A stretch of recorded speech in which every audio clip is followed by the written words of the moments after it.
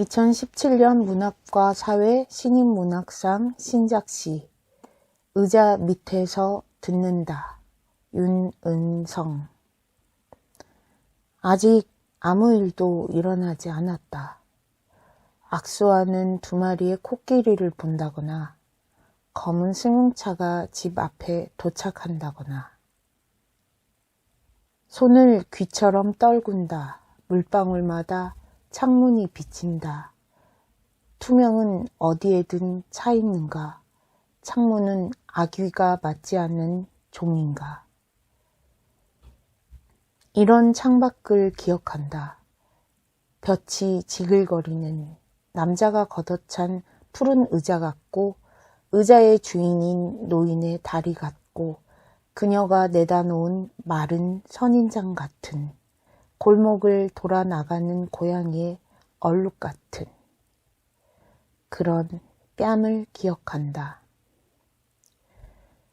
그가 지났던 곳에 생긴 그을음을, 깨진 접시 위에서 파닥거리는 날생선을, 그녀가 문지른 뺨에서 떨어지는 소금을,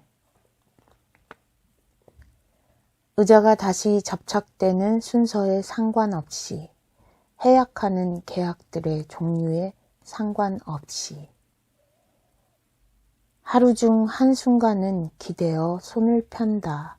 벽과 손 사이에 화흔인 두 개의 눈이 있다. 갈라지는 손바닥, 두 마리의 코끼리와 그 사이의 코끼리, 포트가 끓어오르고 손등 위로 오토바이가 지나간다. 휘발유 냄새가 끼쳐오고 사라지는 기나긴 오후. 이런 오후로부터 바닥에 청중들은 생기지. 어느 벽으로든 튀어오르고 싶다. 점심을 먹고 아직 아무 일도 일어나지 않았고 화흔에 물이 모인다. 네 개의 귀 사이에서 얼룩이 잠깐 웃는다. 2017 문학가사의 윤은성의 신작시 의자 밑에서 듣는다. 아직 아무 일도 일어나지 않았다. 악수하는 두 마리의 코끼리를 본다거나 검은 승용차가 집 앞에 도착한다거나 손을 귀처럼 떨군다. 물방울마다 창문이 비친다. 투명은 어디에든 차 있는가? 창문은 아기가 맞지 않는 종인가? 아직 아무 일도 일어나지 않았다. 그리고 이제 악수하는 두 마리의 코끼리를 본다거나 검은 승용차가 집 앞에 도착한다거나 이게 무슨 말이에요? 악수하는 두 마리의 코끼리가 도착한다거나 사건이 벌어지기 전 같은데요. 어떤 사람이 예. 당도하고 어떤 일이 벌어지고. 예. 예. 이것은 무엇을 말하냐면요. 아직 아무 일도 일어나지 않았다는 것은 사람들의 활동이라든가 이런 것이 아직 전개되지 않은 조용한 새벽이나 아침 그런 것을 이야기하고 있거든요. 그러면서 악수하는 두 마리의 코끼리를 본다는 것은 해가 이렇게 떠올라서 이렇게 올라가고 검은 승용차가 집 앞에 도착한다거나 한 거 밤이 됐다거나. 코끼리가 낮인가요? 예. 왜 그럴까요? 악수하는 두 마리 코끼리라는 것은 사물하고 해하고는 교감을 하잖아요. 식물이라든가 동물이라든가 사람이라든가 이것이 둘이가 이렇게 그 악수를 하잖아요. 그 둘이가 악수하는 장면인 거지, 낮이니까. 그리고 검은 승용차가 집 앞에. 검은 승용차처럼, 검은 까마귀처럼 이렇게 덮은 거예요. 네. 검은 승용차가 집 앞에 도착한다거나. 그래서 아무 일도 일어나지 않았다는 것은 그 조용한 밤이 지나가고 있는 과정을 이제 이렇게 이야기한다고 봐야겠죠. 그런데 왜 의자 밑에서 듣는다 했는가를, 제목을 이렇게 정했는가를 나중에 봐야겠죠. 손을 귀처럼 떨군다. 물방울마다 창문이 비친다. 이제 나오잖아요. 손을 귀처럼 떨구면서 물방울마다 창문을 비친 거, 햇빛이 들어오는 과정을 지금 이야기하고 있잖아요. 네. 손을 귀처럼 떨군다는 것은 속삭이고 사물이 일어나고 서로가 새가 지저귀고 하는 것을 손으로 잡는 것 같이 이렇게 듣는다 이 말이에요. 물방울마다 창문을 비친다는 건 햇빛이 하나의 물방울처럼 쫙 와서 비치는 그런 광경을 지금 이렇게 설명하고 있는 거예요. 그러면서 투명은 어디에든 차 있는가? 이 햇빛의 투명은 어디에든 차 있는가? 창문은 아기가 맞지 않는 종인가? 그 닫든 안 닫든 그 상관이 없잖아요. 창문은 네. 그 빛이 들어오고 어쩌고 하는 것은. 그러면서 창문은 아기가 맞지 않는 종인가? 이런 창밖을 기억한다. 그러면서 이제 시작을 하는 거야. 이런 창밖을 기억한다. 이 사람이 우리가 보고 있는 사물은 액자 속에다 창밖이라는 것은 정물화를 보듯이 하나의 액자 속에서 바깥을 바라보는 거 아니에요. 바깥에서는 이 안을 들여다본다기보다는 이 안에서 창문을 통해서 바라보는 그 광경, 그것이 액자 속의 풍경이잖아, 그게요. 볕이 지글거리는 남자가 걷어찬 푸른 의자 같고 의자의 주인인 노인의 다리 같고 그녀가 내다 놓은 마른 선인장 같은 골목을 돌아 나가는 고양이의 얼룩 같은 그런 밤을 기억한다 그랬단 말이에요. 볕이 지글거린다는 것은 태양이 지글거리는, 남자가 걷어찬 푸른 의자 같고 하늘 같고 푸른 하늘 같고 저기다 내던져 놓은 하늘 같고 저 하늘. 구름들도 떠가고. 예. 네. 그리고 의자의 주인인 노인의 다리 같고 하늘이. 그리고 그녀가 내다 놓은 마른 선인장 같고 골목을 돌아다니는 고양이 얼룩. 하늘에 얼룩얼룩 구름이 있잖아. 그 고양이 그것같이요. 그 하늘을 지금 이런 식으로 표현한 거예요. 창밖을 기억한다. 저 창, 하늘의 창, 그걸 기억한다. 근데 왜 노인의 다리를 가져왔을까요? 의자의 주인이?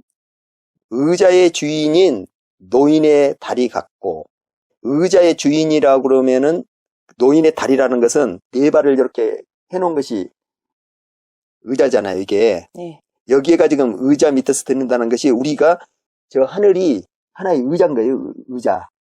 그리고 우리는 이 밑에는 의자 밑인 거야. 하늘 밑이 의자 밑인 거야. 노인의 다리는 어떤 노인의 다리는 뜻으로 가져온 걸까요? 저 하늘이 기둥같이 이렇게 받치고 있는 거야. 신화같이요. 그렇게 본 거죠. 왜 노인이라고 그랬어요? 네. 오래됐으니까. 하늘이요? 하늘과 우주가 오래됐으니까. 그래서 노인도 등장시키고 남자도 등장시키고 예. 이제 그녀와 고양이, 짐승까지 다 거예요. 예, 그 하늘을 지금 이렇게 표현하고 있는 거예요. 그런 밤을, 아이는 없네요. 예, 그런 밤을 기억한다. 그가 지났던 곳에 생긴 그을음을, 깨진 접시 위에 파닥거리는 날생선을, 그녀가 문지른 밤에서 떨어지는 소금을, 의자가 다시 접착되는 순서에 상관없이, 해아가는 계약들의 종류에 상관없이 하루 중 한순간은 기대어 손을 편다. 벽과 손 사이에 화은인 두 개의 눈이 있다. 그런 밤을 기억한다. 그가 지났던 곳에 생긴 끄으름이란 건 해가 지났던 곳의 끄으름. 그러면 끄으름이 하늘에 생긴 건 아니겠죠. 그 탄 것은 식물이 타겠죠. 그리고 그 그늘이 있고 그 끄으름. 그리고 깨진 접시 위에 파닥거리는 날생선들이란 것은 저 하늘의 그 창공. 네. 창공을 접시로 봐봐.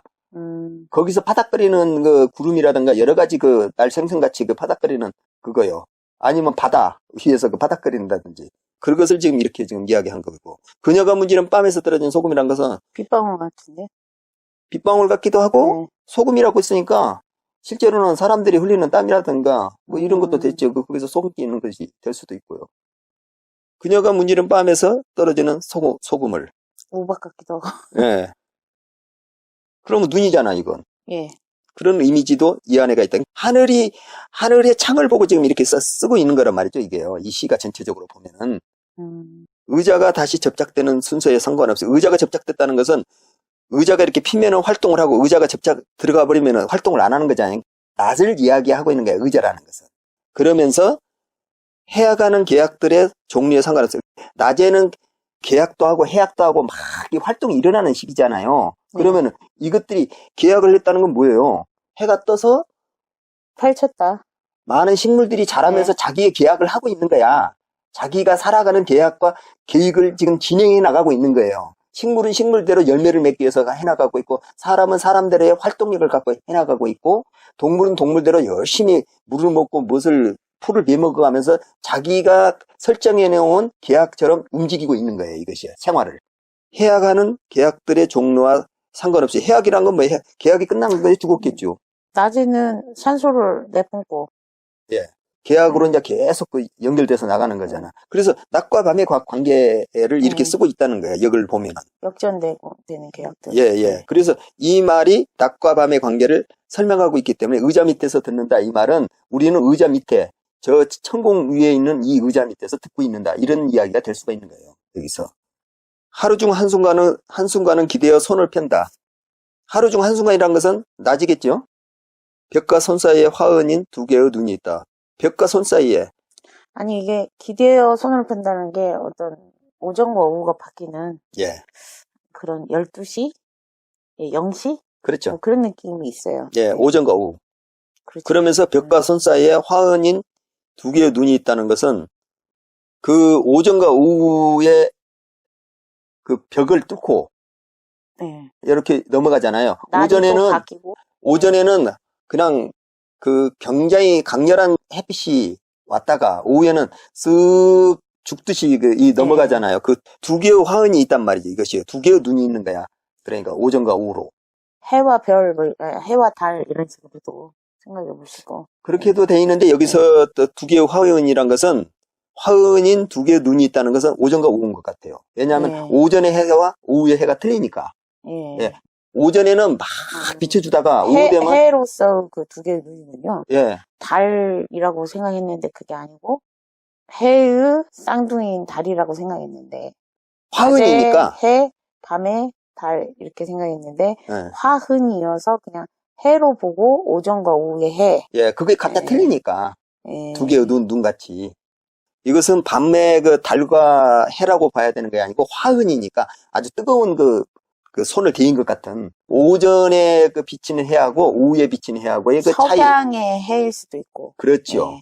밤에 예. 떠오르는 해와 석양의 해. 네, 그렇게 네. 봐야 되죠.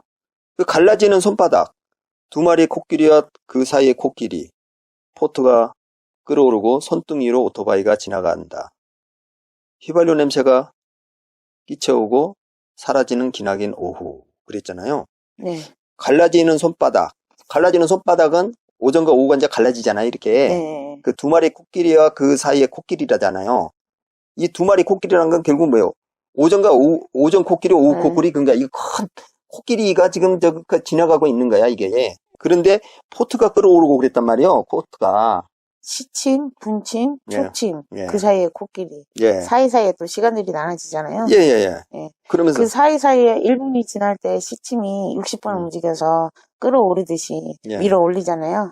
그게 이제 시간이 지나가는 거죠. 예, 포트가 끓어오르고, 이것은 뭐예요?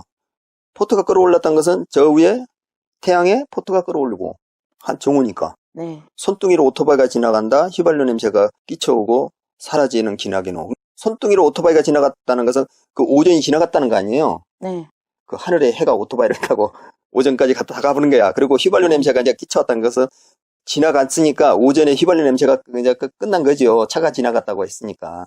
오토바이를 그러니까 손등위로 오토바이가 지나간다. 신화에 보면은, 그리스 로마 네. 신화에 보면은 해를 뭐라고 그래요?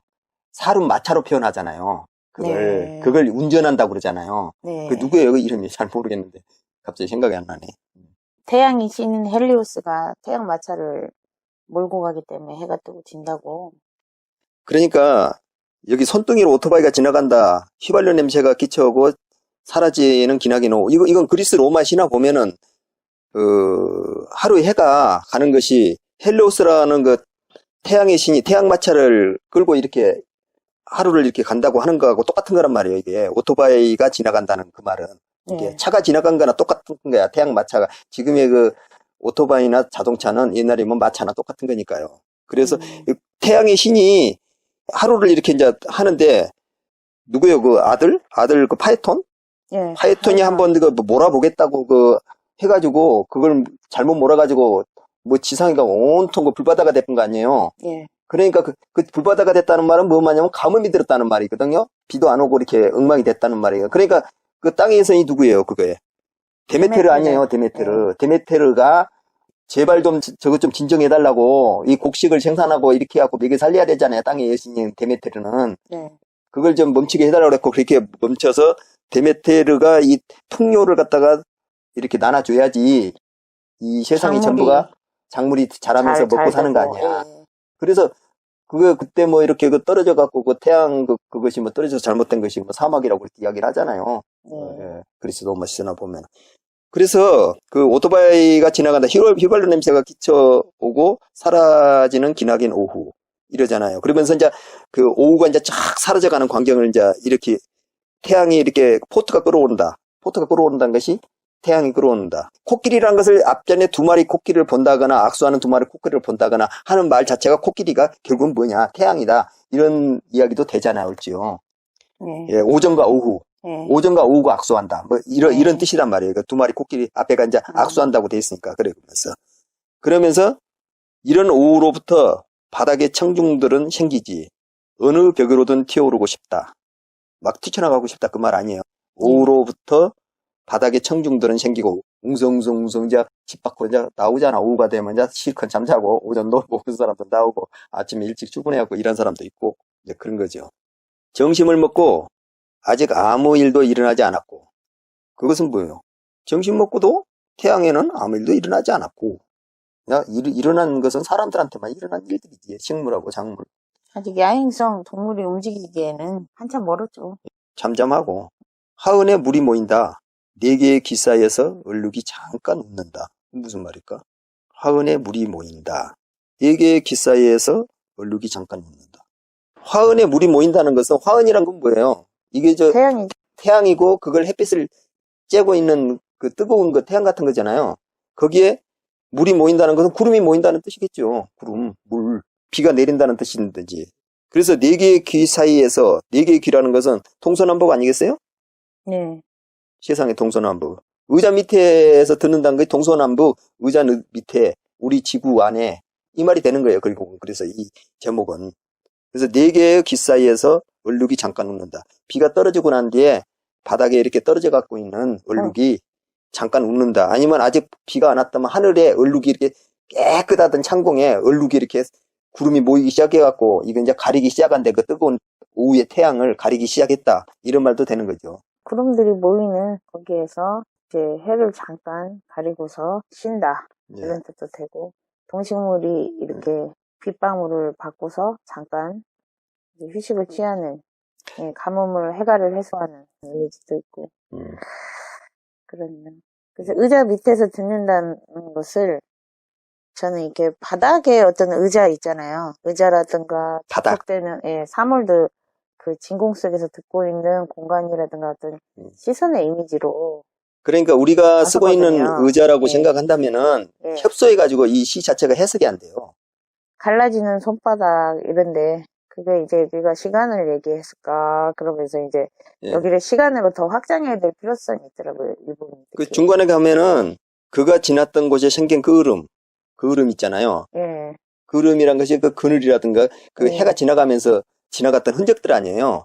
그 흐름하고 깨진 접시 위에라는 것은 저 위에 창공의 그 깨진 접시 위에서 그 파닥거리는 날선생들이라는 것은 거기에 왔다 갔다 하는 구름들이라든가 아니면은 바닥으로 같으면은 우리 바닥 위에서 이렇게 우리가 막 파닥거리고 뭐 사는 그 사람들 군상들 그 그녀가 문지른 뺨에서 떨어지는 소금이란 것은 그 눈 같은 거 하얀 거 소금같이 떨어지는 거라든가 아니면 그래서 빛과 어떤 시간과 공간으로 이게 확장이 돼야지 이게 전체적으로 스토리가 연결이 되거든요. 예, 그래서 의자가 다시 접착되는 순서에 상관없이 의자라는 것은 접착되는 순서라는 것은 낮과 밤이라든가 뭐 이런 거 아니에요. 의자에 앉아서 이제 이렇게 태양을 돌리는 거니까 해야가는 계약들의 종류에 상관없이 이런 말들이 해석이 안 된다 이 말이에요. 거기서 활동하는 의자가 있으면 거기에 테이블이 있고 사람들이 이제 회의가 있고 어떤 서류들이 있고 그렇게 이제 낮의 활동으로 볼 수는 있죠. 볼 수 있는 거. 그러니까 낮과 밤으로 반드시 확장이 되어서 그거를 쭉쭉 확장이 돼서 가져가야지 이제 더 훨씬 더 잘 설명이 되는 것 같아요. 너무나 이게 독창적이네요. 이런 표현들 자체가 낯설고 독창적이면서 말이 또 잘 되고 코끼리 여기에서부터 시작해서 검은 승용차 신화와 이거 현대적인 거를 왔다 갔다 하면서 생물과 무생물의 그 간극을 다 해체를 시켜버리면서 그러니까 태양이 가는 것은 손등이로 오토바이가 지나간다고 했고 요후에 밤에 오는 것은 검은 승용차가 집에 도착한다거나 이렇게 이야기를 했고요.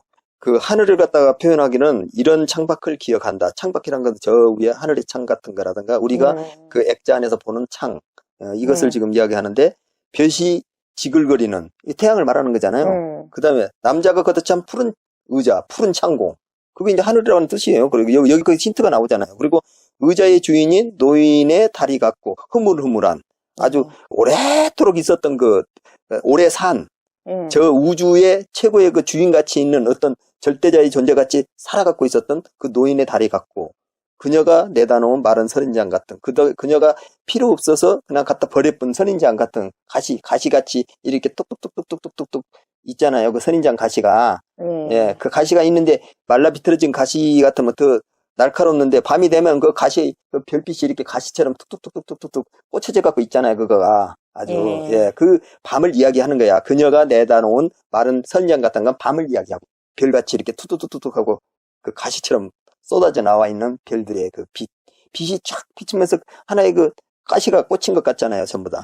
그래서 골목을 돌아다가는 고양이 얼룩 같은 그러잖아요. 그러니까 고양이 얼룩이란 거예요. 저 위에다가 창공에다가 막 이리저리 휘젓고 돌아다니다가 그 얼룩무늬 이렇게 진화져 갖고 있는 구름의 형상들. 고양이가 또 밤에 움직이잖아요. 예, 그래서 그런 밤을 기억한다. 밤을 이제 응시하고 있는 거죠. 예, 그런 밤을 기억한다는 것은 그런 하늘을 기억한다. 그런 창을 기억한다.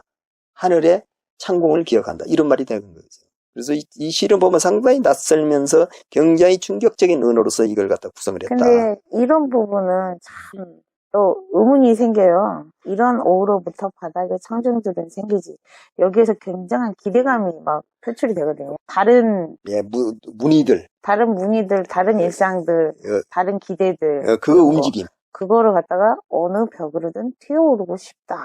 그 오후에 생동감 넘치는, 자유가 넘치는, 오전에 꽉 묶여서 사무실에서 일하고 죽으라고 하는데 오후가 다가올수록 사람들은 더 자유로워지고 저녁이 되면 아주 자유로워지잖아요. 거기서 해방돼서 나와갖고. 그래서 화은에 물이 모이고 얼룩이 잠깐 웃잖아요. 더 많은 자유를 추구하는 그런 시간으로 간다는 거죠. 갈라지는 손바닥, 두 마리의 코끼리와 그 코끼리 포트가 끌어오르고, 이것을 저는 처음에 볼 적에 어떻게 봤냐면은 그 찻잔으로 봤어요.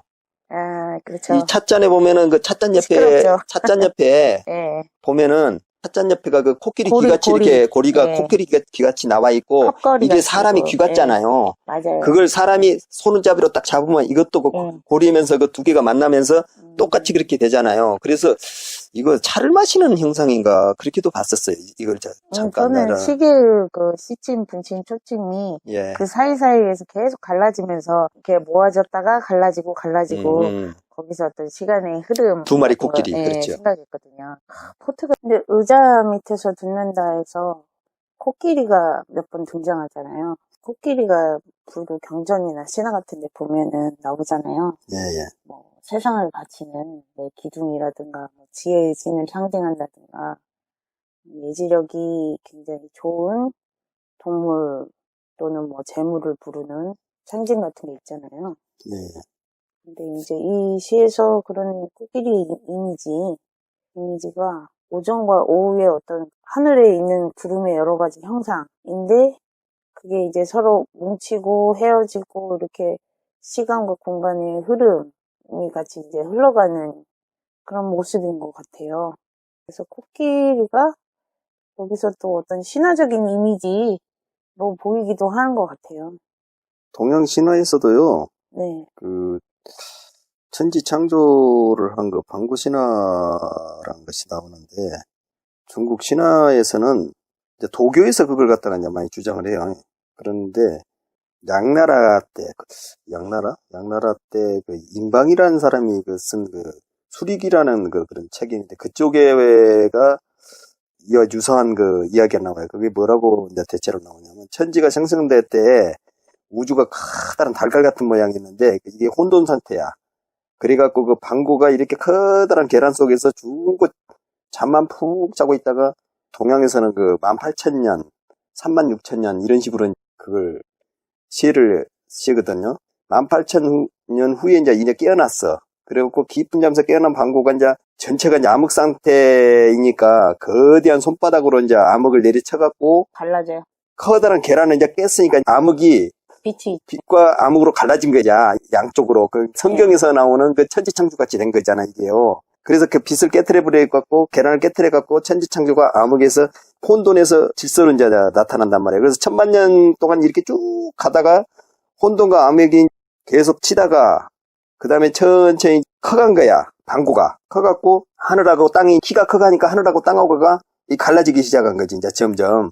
땅하고 하늘하고가 이렇게 점점 갈라지면서 머리는 하늘이 되고, 이 발로 이제 받치고 있는 것은 땅이 되고, 얘가 천지가 갈라졌다, 뭐 이런 그 신화가 있어요. 그거는 것 같이 옛날에 사람들의 사고방식 안에서는 네 다리라든가 다리로 이렇게 하늘을 받치고 있다, 이런 사고가 들어앉아 있잖아, 이 신화 속에가. 하늘의 어떤 형상을 가지고 화흔에 물이 보이고 네 개의 귀 사이에서 얼룩이 잠깐 없고 해요. 그 의자에 그 네 다리 있잖아요. 네.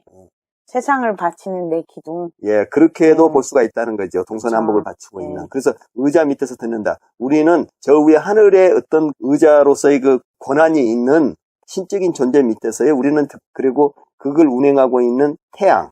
바치고 있는 거대한 네. 코끼리. 그러니까요. 그렇게 신화적으로 생각하면 또 그런 움직임 같은 게 은근히 많이 있어요. 인도에도 그렇고, 예. 힌두 신화. 그래서 이 시가 의자 밑에서 듣는다가 굉장히 신화적인 상상력을 동원해서 보면 또 재미있는 시인 것 같아요. 포트가 끓어오른다. 손등으로 오토바이가 지나간다. 진짜 이 말도 멋진데 그 뒤에 말까지 쭉 연결된 말들이 한마디도 버릴 말들이 없어요. 너무나 다 낯설면서 충격적이고 굉장히 상상력이 독창적인 것 같아요. 태양이 움직이면서 우리 일상이 지나가고 있는 광경, 이런 것을 지금 이렇게 어떻게 의자 밑에서 듣는다고 이렇게 말하겠어요. 그러니까 이 추상적인 그런 느낌을 어떻게 이렇게 구체적으로 하나하나의 이미지로 다 끌고 와서 말이 되게끔 쫙 펼쳐놨는지 너무나 놀라운 따름이네요. 시는 공부를 할 때는 있잖아요. 사람들이 그러거든요.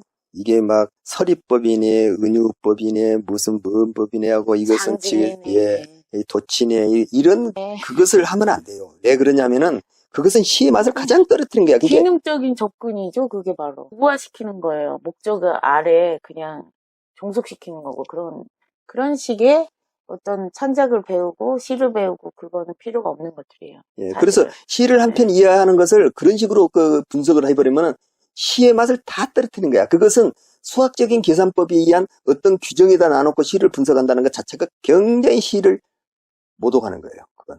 왜냐하면은 시라는 것은 그 안에서 들어있는 전체적인 생명력 같이 이게 움직이고 있잖아요. 그것을 그대로 느껴야 돼. 네, 통합이 아니에요. 요소들을 묶어놨다고. 그게 시가 될 수는 없는 거예요. 그래서 시를 그러면 어떻게 해야 되냐, 시험을. 시 공부는.